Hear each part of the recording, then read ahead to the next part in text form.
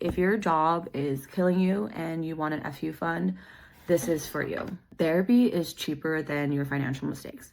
So I see this in friends and see this in our clients where the stress about money actually causes them to overspend or make foolish financial decisions.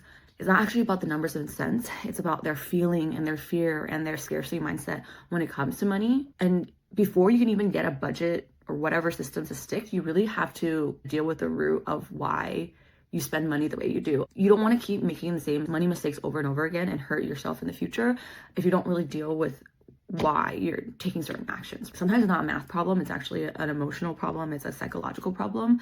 And before anything else, before like, oh, I need to do this, I need to do that, I need to cut spending, like really, really work on understanding yourself and being a lot more self-aware of what are your triggers when it comes to how you spend your money.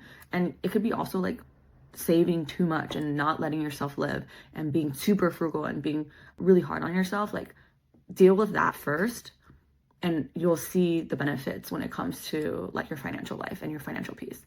Another thing I would say is make sure to keep your eyes open when it comes to jobs. I always am looking at other cool companies and looking at their career pages, looking at what job openings they have. And it's great because even though it's not necessary for me, I'm always looking out for my friends and people in my life that I know are looking, and I'm always sending these opportunities to them. But it also keeps me sharp of like knowing what are the salary ranges that are out there, what opportunities, who's hiring, what type of jobs. So even if things are good right now, like don't wait till you're desperate to start looking. Don't wait till you hate your job so much that you're like making these emotional decisions about your career. If you have the time and the energy and the bandwidth, like you can even also start building something on the side on your own. Having options is everything, and that's going towards having an FU fund. Another big thing is cutting out your subscriptions. We all know this, that we have subscriptions that we definitely don't need, and you should be doing like a monthly or every 2 months do an audit. And I promise you, you'll find something that you forgot that you signed up for. If you are not using something, like please don't let it like 2 years pass by and you realize you've been paying for something that you really didn't need to pay for. Also, a big one, especially for me, is like the whole not comparing others chapter 10 with your chapter 1. This is like the biggest thing for me. It's so hard when you're on social media and everyone looks like they're thriving. You open up the app, somebody's like traveling and another person's getting married and having their destination wedding or whatever the case may be, but you actually don't really know what is happening in their life. So comparison spending or buying things to keep up with people who may honestly not have it like that, but it just like wants to put up the appearances, that is the fastest way to drain an FU fund if that's what you were trying to build up.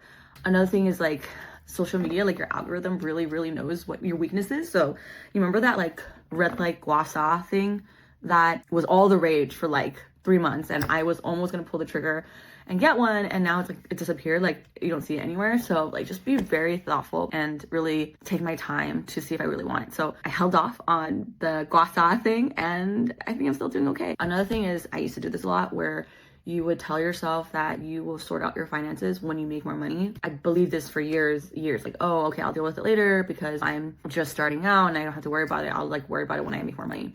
But I promise you that anxiety, if you don't deal with it, does not go away just because you make more income, because your lifestyle will inflate, the stakes feel higher, and like your salary can actually exacerbate your fear. Financial peace is not just about making more money. It's about understanding how you want to live your life and that your money can support you in doing so. You want to walk through life and really live life on like full out because you know that your financial stuff is figured out